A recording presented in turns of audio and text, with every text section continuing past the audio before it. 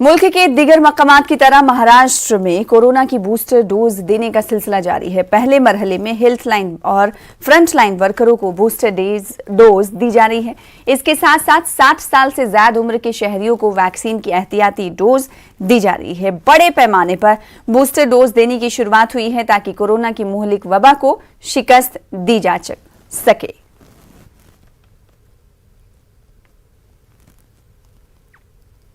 महाराष्ट्र के अक़लियती वजीर नवाब मलिक ने बूस्टर वैक्सीन ली और उन्होंने लोगों से मुहतात रहने की अपील की। जिन लोगों की वैक्सीन की खुराक बाकी है उनसे अपील की कि वो अपनी वैक्सीन की खुराक लें। हुकूमत सबके साथ है और हम माशी मुश्किलात पर भी तवज्जो दे रहे हैं। हमारे नुमाइंदे सर्वेश तिवारी ने वजीर नवाब मलिक से बात की। महाराष्ट्र के अल्पसंख्यक मंत्री साथ ही एनसीपी के राष्ट्रीय प्रवक्ता नवाब मलिक हमारे साथ मौजूद हैं। नवाब मलिक भी बूस्टर डोज लेने आए थे, जस्ट 5-10 मिनट पहले उन्होंने बूस्टर डोज लिया। क्या कुछ महाराष्ट्र मुंबई में स्थिति है, सीधे बातचीत करते हैं। मलिक साहब, किस तरह की सिचुएशन है? हालांकि काफ़ी बुजुर्ग लोगों से हमारी बातचीत हुई, उनका कहना था कि काफ़ी अच्छा इंतज़ाम किया है और घबराने की भी आवश्यकता नहीं है, वो कह रहे थे। देखिए, ऐसा है कि जिस तरह से पिछले सप्ताह से आंकड़े बढ़ रहे हैं, विशेषकर मुंबई में 20,000 के पार आंकड़े थे, लेकिन 3 दिनों से उसमें गिरावट आ रही है। 40,000 के लगभग महाराष्ट्र में आंकड़े हैं। विशेषज्ञ कहते हैं कि आंकड़े ये बड़े पैमाने पे बढ़ेंगे। देश में भी 2 लाख के करीब आंकड़े पहुंच रहे हैं। लेकिन एक अच्छी बात यह है कि जिनका टीकाकरण हुआ है वे भले इन्फेक्टेड हो रहे हैं, लेकिन उनको माइल्ड सिम्टम्स हैं, 2-3 दिन इलाज के बाद वो घर में ही ठीक हो जा रहे हैं। लेकिन जिनको लंग इन्फेक्शन हो रहा है, ऐसे अधिकांश लोग जो वैक्सीनेशन नहीं जिन्होंने किया है उन्हीं की तकलीफ़ें बढ़ रही हैं। इसलिए ज़रूरी है कि लोग टीका लगवाएं। जिनका फर्स्ट डोज नहीं हुआ वो फर्स्ट डोज लें, सेकंड डोज दी हुए वो लें। आज से बूस्टर डोज की शुरुआत हो गई है। हमने पहले दिन ही टीका लगवाया था जिस दिन शुरुआत की गई थी। सेकंड डोज टाइम पे लिया था, इसलिए आज हमारा ड्यू था, इसलिए हमने आज बूस्टर डोज लगवाया।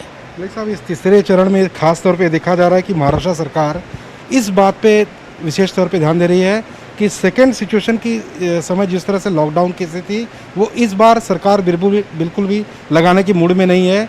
सरकार नहीं चाहती कि भागदौड़ मचे, लोग अपने प्रांतीय जो हैं दूसरे राज्यों में जाएं। किस तरह की सरकार की नीति इस समय?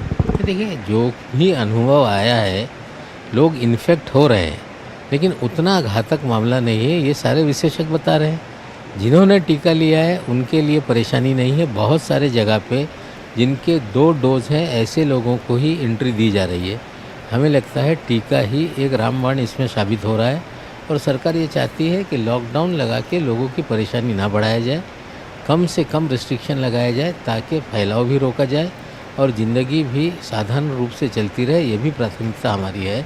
हमें लगता है कि लोग सहयोग कर रहे हैं और हम इस लड़ाई को जीतेंगे। साहब, एक बात और सुनाई पड़ रही है कि जब टास्क फोर्स की मीटिंग होती है, उस टास्क फोर्स की मीटिंग के बाद सीएम और आपके मुखिया जो शरद पवार साहब हैं, उन दोनों का तालमेल इस समय जब से कोरोना चल रहा है तब से लेकर आज काफ़ी बातें होती थी किस तरह से सिचुएशन कंट्रोल किया जाए। शरद पवार साहब का कहना था कि इस बार कहीं भी पूरे राज्य में, मुंबई हो या पूरे महाराष्ट्र में, कहीं पे भी किसी के रोजगार और आर्थिक व्यवस्था पे किसी प्रकार का बड़ा असर नहीं पड़ना चाहिए। सरकार को इस तरह से निर्णय ले कि लोग घबराएं नहीं। देखिए, ज़िंदगी बचाना ज़रूरी है, उससे खिलवाड़ नहीं हो सकता, लेकिन जीवन भी सर्वसामान्य लोगों का चलता रहे। पहले लॉकडाउन में जिस तरह से लोगों को आर्थिक मानसिक परेशानी हुई थी, उससे भी आज हम उबर नहीं पा रहे हैं। पूरी अर्थव्यवस्था, व्यक्तिगत हो या सरकारी हो, सब बिगड़ी हुई है, उसे कोई नाकार नहीं सकता। देश हो, राज्य हो या घर में बहुत सारे लोगों की नौकरियां गई। अगर हम पूरी तरह से लॉकडाउन का निर्णय लेंगे तो हमें लगता है आज ये परिस्थिति नहीं कि भारत के लोग लॉकडाउन को ये झेल पाएँ। इसीलिए हम लोग जितना ज़्यादा हो सकता है प्रिकॉशन लेने के लिए जो निर्णय है वो लिया जा रहा है। पवार साहब हों, सीएम साहब हों या मंत्रिमंडल हो, सभी दृष्टिकोण को देख के जीवन बचाना ये प्राथमिकता है। कैमरामैन सरोज जलाल के साथ सर्वेश तिवारी, न्यूज़ 18। मुंबई में भी कोरोना का बूस्टर डोज दिया जा रहा है। लोगों के अंदर बेदारी भी है और सेहत अमला भी चाकू चौबंद है। 60 साल के ऊपर के लोगों को बूस्टर डोज दिया जा रहा है। हमारे नुमाइंदे ने डॉक्टरों से बातचीत की। देश भर की तरह मुंबई शहर में भी बूस्टर डोज की शुरुआत हो चुकी है। इस वक्त न्यूज़ 18 की टीम मौजूद है मुंबई के बीकेसी जंबो कोविड सेंटर में। क्या कुछ यहाँ पर स्थिति है, क्या कुछ प्रतिसाद मिल रहा है, बूस्टर डोज को लेकर जितने लोग 60 साल के ऊपर हैं, साथ ही फ्रंट लाइन जो वर्कर हैं, डॉक्टर हैं, कर्मचारी, नर्स हैं, बातचीत करते हैं यहाँ के डीन राजेश ढेरे जी से। राजेश जी, क्या कुछ माहौल है, कितना अच्छा प्रतिसाद मिल रहा है यहाँ पर? काफ़ी अच्छा प्रतिसाद है सुबह से कि 60+ फ्रंट लाइन कैटेगरी और जो हेल्थ केयर वर्कर है जिनके 9 महीने पूरे हो सकते हैं उन्होंने ही आना है। सुबह से अच्छी तरह वैक्सीनेशन हो रहा है। 60+ के लिए हमने सेपरेट एंट्री की है, सेपरेट वेटिंग रूम किया है और सेपरेट वैक्सीनेशन क्यूबिकल भी हो चुके हैं, तो काफ़ी स्मूथली हो रहा है, अभी तक तो कोई दिक्कत नहीं है। राजेश जी, इधर थोड़ा सा ये जो कैलकुलेशन है बूस्टर डोज का, जैसे किसी ने फर्स्ट डोज लिया हो, फिर उसका एक जो टाइम पीरियड पूरा हुआ तो सेकेंड डोज लिया हो, तो सेकेंड डोज के बाद कितने दिनों बाद बूस्टर डोज देने की प्रक्रिया है? आपका जो सेकंड सर्टिफिकेट है उस पर डेट देखनी है और उसके बाद कम से कम 9 महीने अगर आपके कंप्लीट हो रहे हैं तो आप एलिजिबल हो और नज़दीक के वैक्सीनेशन सेंटर पे जाना है। इस समय अगर बात करें जम्बो कोविड सेंटर में जो लोग एडमिट हो रहे हैं कोरोना को लेकर या ओमिक्रॉन को लेकर, क्या इनमें ज़्यादातर मरीज डोज लिए हुए हैं या बिना डोज वाले हैं? नहीं, ज़्यादातर मरीज जो फुल्ली वैक्सीनेटेड नहीं वो है, और उसमें से भी जो ऑक्सीजन पे है उन्होंने तो किसी ने एक भी डोज नहीं लिया है। तो कितना ज़रूरी है आपने पूरा वैक्सीन करना, ये आप देखिए। अगर आपने दोनों डोज लिए हैं पूरे और अभी जो एलिजिबल आप बूस्टर लोगे, गलती से आपको इन्फेक्शन भी हो जाता है तो आपको ऑक्सीजन की ज़्यादा ज़रूरत नहीं पड़ती। आप जो माइल्ड कैटेगरी होता है उसमें आप ठीक होके फिर से अपने काम पे जा सकते हैं। क्या पर्याप्त मात्रा में जम्बो कोविड सेंटर में यहाँ पे बूस्टर डोज पर्याप्त है अपने पास यहाँ पे? क्यों नहीं, पर्याप्त है। और जैसे ही कम होते हैं हमें सुबह कांजूरमार्ग से मिल जाते हैं। वो डेली अपडेशन होता है कि जितना हमारा डेली कोटा है या जितना बेनिफिशियरी हम देते उस हिसाब से हमको नेक्स्ट डोसेस मिल जाते हैं। कितने इसको दिन का कोटा मिलता है कि हफ्ते भर का? नहीं, ऐसा नहीं रहता, उनके अवेलेबिलिटी पे रहता है। कभी कभी 10,000 डोज मिलते, 15 मिलते, कभी 8,000 मिलते, बट जब भी मिलते 2-3 दिन का उसमें स्टॉक हो जाता है। ये थे डीन जम्बो कोविड सेंटर बीकेसी के राजेश ढेरे जी, जो साहब बता रहे थे कि बूस्टर डोज जिन कर्मचारी चाहे फ्रंट लाइन वर्कर हों, डॉक्टर हो, नर्स हो या 60 साल के ऊपर के उम्र वाले हों, उन्हीं को ये दिया जा रहा है फ़िलहाल। लेकिन बूस्टर डोज के लिए एक चीज़ साफ तौर से देखनी है कि जिस तारीख सेकेंड डोज दी गई थी उस तारीख से लेके अब तक जो ड्यूरेशन जो पीरियड है वो पूरा होना चाहिए। वो ड्यूरेशन पीरियड पूरा होने के बाद ही बूस्टर डोज दिया जा रहा है। कैमरा सरोज जलाल के साथ सर्वेश तिवारी, न्यूज़ 18 मुंबई। उधर मालेगांव शहर में कोरोना अब पैर फैलाने लगा है। कॉरपोरेशन के हुदूद में मरीज कम है, मगर देही इलाकों में मरीजों की तादाद रोजाना बढ़ रही है। जनरल अस्पताल में 100 बेड ऑक्सीजन के साथ तैयार है, मगर कॉरपोरेशन का कोविड सेंटर अभी भी तैयार नहीं है। ताहम कॉरपोरेशन दावा कर रही है कि कोविड सेंटर तैयार है। 2 पेशेंट पॉजिटिव पेशेंट जो है वो यहाँ पे ट्रीटमेंट ले रहे हैं, एक फीमेल है, एक मेल है। इसके अलावा 2 पोस्ट कोविड मतलब कोविड ही है लेकिन RT-PCR नेगेटिव आया हुआ है, निमोनिया वायरल निमोनियाटिस के 2 पेशेंट, ऐसे 4 पेशेंट आज के तारीख में हमारे यहाँ एडमिट है, उपचार ले रहे हैं। और जहाँ तक के RT-PCR कोविड के रिपोर्ट आ रहे हैं तो मालेगांव महानगर पालिका के बहुत सारे कर्मचारी जो वैक्सीनेशन कर रहे हैं या फिर ट्रीटमेंट लाइन दे रहे हैं या सर्वे कर रहे हैं वो बहुत सारे पॉजिटिव आए हैं। कुछ प्राइवेट हॉस्पिटल्स के डॉक्टर्स, प्राइवेट प्रैक्टिशनर भी पॉजिटिव आए हैं। तो OPD में फ़िलहाल पॉजिटिविटी रेट बढ़ा है कोविड का। औरंगाबाद जिले में कोरोना के मरीजों की तादाद में रोज बरोज इजाफा हो रहा है। जिले में यौमिया बुनियाद पर पॉजिटिव मरीजों की तादाद 200 से तजावुज कर गई है, जिसको देखते हुए जिला इंतजामिया ने शहर में रात का कर्फ्यू नाफिज कर दिया है। इसी तरह एलोरा, अजंता और बीबी का मकबरा समेत तमाम तारीखी और सयाहती मकामात को गैर मुअय्यना मुद्दत के लिए बंद कर दिया गया है। कोरोना वबा के दौरान तीसरी मरतबा सयाहती मकामात को बंद कर दिया गया है। अचानक किए गए इस फैसले से सयाहों, खासकर गैर मुल्की सयाहों को काफी दुश्वारियों का सामना करना पड़ा। रियासत के दीगर अजला से औरंगाबाद का रुख करने वाले सयाहों और सयाहती मकामात से मायूसी की हालत में सयाह वापस लौटने पर मजबूर हुए। जिला इंतजामिया के अहकामात की रोशनी में अब सयाहती मकामात के करीब लगाए गए वैक्सीनेशन कैंप को भी बंद कर दिया गया है। आज मैं यहाँ टूर के लिए आया था बच्चों के साथ, तो ये गाइडलाइंस का फॉलोअप इन्हें बहुत अच्छी तरह किया, लेकिन बंद हो गया, हमें देखना नहीं मिला ये। अफसोस है कि हम आ गए थे, लेकिन गाइडलाइंस पहले मिलनी थी लेकिन कल शाम को गाइडलाइंस आ गई। हमारे को ये बीबी का मकबरा अंदर से देखने नहीं हुआ। जब मकबरा चालू था ना, तो हम जिसके 2 वैक्सीन हुए थे, जिसका लसीकरण पूर्ण हुआ था, उसको हम अंदर भेजते थे, और जिसका नहीं था तो उसको एंटीजन टेस्ट करके अंदर हम भेजते थे। ऐसे हमारी यहाँ प्रोसीजर चल थी। लेकिन अभी जो शासन के जो आदेश आए हैं, तो इसकी वजह से मकबरा बंद किया है। इसकी वजह से हमने टेस्टिंग पॉइंट भी हमारा बंद किया है। कोरोना वबा में इजाफे को देखते हुए औरंगाबाद में एक मरतबा फिर सयाहती मकामात पर ताले लग गए हैं। आप हमारे पीछे देख सकते हैं कि सयाह यहाँ पर सयाहत के लिए आए हैं, मकबरा देखने के लिए आए हैं, लेकिन इन्हें अंदर जाने की इजाज़त नहीं है। अब ये सयाहती मकामात कब तक बंद रहेंगे, कुछ कहा नहीं जा सकता। अज़हरुद्दीन, न्यूज़ 18 उर्दू, औरंगाबाद। अकोला ज़िले में वाक़ हतरौन नामी गांव मस्जिद ट्रस्ट ने औक़ाफ़ की जायदाद को तहफ़्फ़ुज़ फ़राहम करने के लिए मिसाली कदम उठाया है। हतरौन नामी गांव में वक्फ़ की ज़मीन जायदाद को इस मुनज़्ज़म अंदाज में तरतीब दिया गया है कि कोई इस पर नाजायज़ कब्ज़ा करने की हिम्मत भी नहीं कर सकता। साथ ही सालाना आमदनी में इजाफे से एक अलग फ़ायदा हो रहा है। हर साल नीलामी के ज़रिए ज़रूरतमंदों को किराए पर दुकानें और खेती वगैरह 11 महीने के लिए दी जा रही हैं।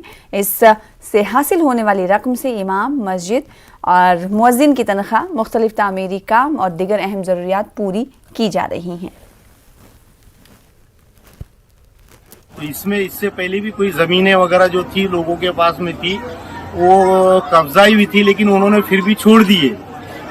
खेती भी नीलामी करते हैं, जितनी जो अपने पास में खेती है। ये जो कमरे हैं इसके मस्जिद के, तो 20-30 कमरे हैं। दुकान हम नीलामी में वो लेते हैं, और उसमें ये फायदा होता है, एक तो अपने ट्रस्ट की जो जमीन है या कमरे है, वो जो है उस पर कब्जा भी नहीं होता। इसके लिए लेना पड़ता। अब हम जो व्यापारी लोग हैं जनरल गांव के हिसाब से संस्थान की तरफ से, तो हमको साल को फिक्र रहती कि इस साल जैसा आपने 20,000 में लिए, ये पर्टिकुलर खुली लिए या कोई खेत लिए, इस साल 20 में लिए, तो आने वाले साल और बढ़ के मिलती, कम में मिलती। कम तो मुश्किल है, बढ़ के मिल रहा है, क्योंकि आप कोई खुली के बारे में इंटरेस्टेड रहता। ट्रस्ट का इसमें फायदा भी है, और हम जैसे व्यापारियों को कहीं ना कहीं एक मेंटली डिस्टर्ब का काम है। कहते हैं किताब से बेहतरीन कोई दोस्त नहीं। यही किताबें अगर बच्चों को थमा दी जाएं तो हमारी नस्लों का मुकद्दर संवर सकता है। औरंगाबाद में लॉकडाउन के दौरान एक तालिबा की ख्वाहिश पर बच्चों की लाइब्रेरी का आगाज हुआ था। फिर यूं हुआ कि रीड एंड लीड फाउंडेशन ने इस कॉज को आगे बढ़ाया और आज शहर में बच्चों की लाइब्रेरियों का जाल सा बिछ गया है। मरियम मिर्जा लाइब्रेरी मिशन की यौम तासीस पर हमारे नुमाइंदे अजहरुद्दीन की खास रिपोर्ट देखिए।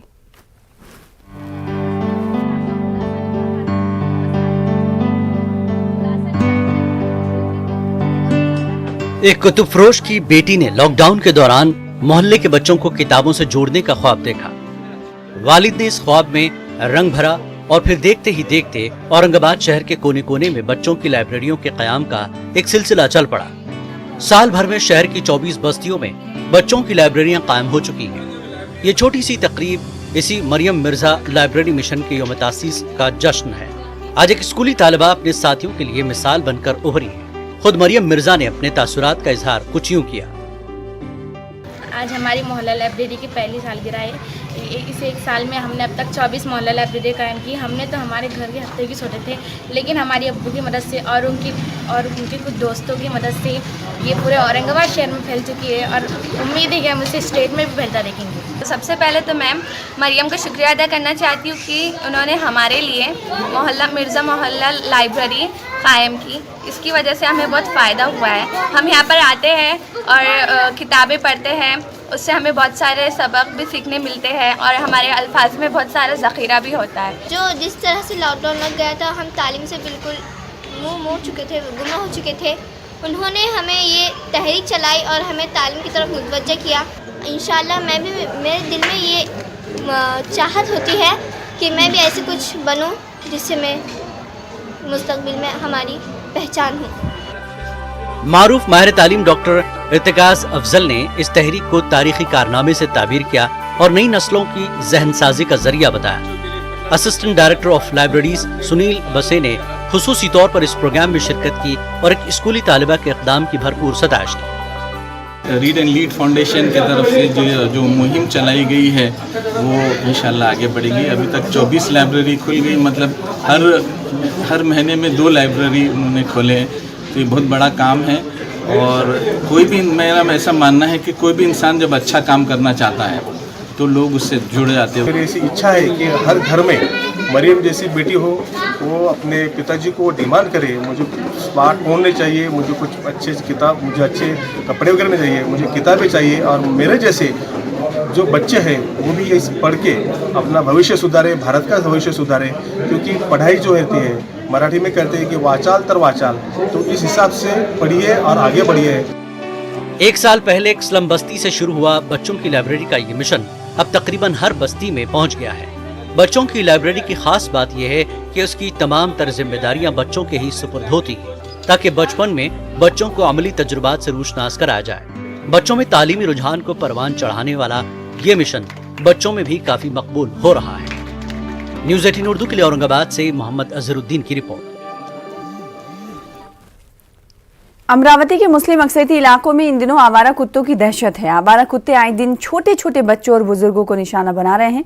इन आवारा कुत्तों को पकड़कर उनकी नसबंदी की जाए, इस मांग को लेकर एनसीपी अक़लियती सेल की जानिब से बल्दिया कमिश्नर को एक मेमोरेंडम पेश किया गया, जिसमें एनसीपी अक़लियती सेल ने वाजे किया है कि अमरावती के मुस्लिम इलाकों में रात के वक्त कुत्तों ने लोगों का चलना फिरना मुहाल कर दिया है।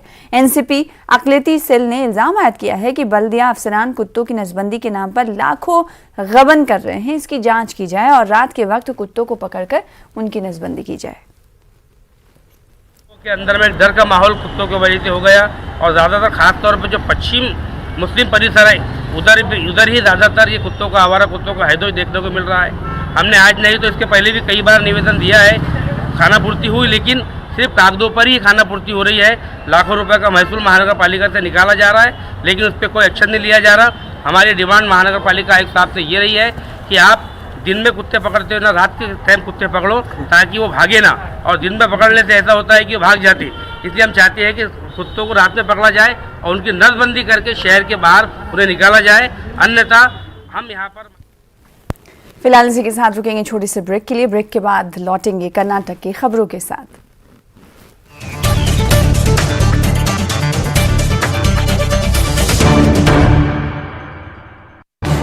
इस न्यूज़